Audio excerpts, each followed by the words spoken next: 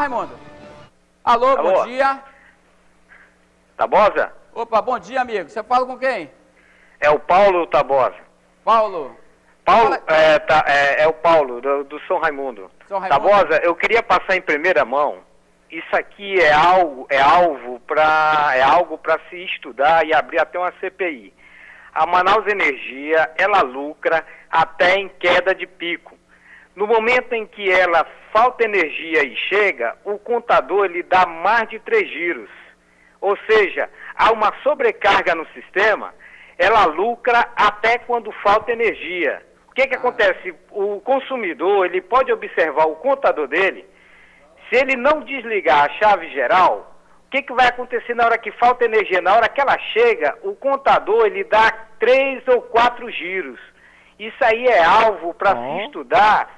E quando houver queda de pico, se todo consumidor não for lá e desligar a chave geral, ela lucra uma fortuna. Rapaz, digamos, de cada residência, dá 3 voltas ou 4 voltas o contador. Ela vai faturar.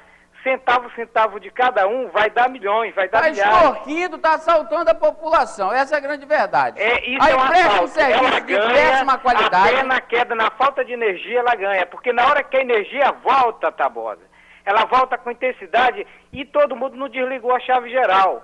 Então o contador, esse contador, que ele não está preparado para isso, ele recebe uma sobrecarga, então ele dá um giro. Você pode observar no teu próprio contador mesmo, na hora que falta energia, na hora que ela retornar, se você não desligar, ela dá 3 giros. É o seguinte, é importante, entendeu? sabe Então, o quê? a Manaus Energia, ela fatura até na falta de energia e queda de pico. Tá legal, amigo. Obrigado pela sua participação. Você deu um alerta à população. Então é o seguinte, a população, quando a energia for embora, aí verificar, porque na hora de voltar, vamos ver o assalto que vai acontecer. É importante. Obrigado pela sua participação. Tem na Luna.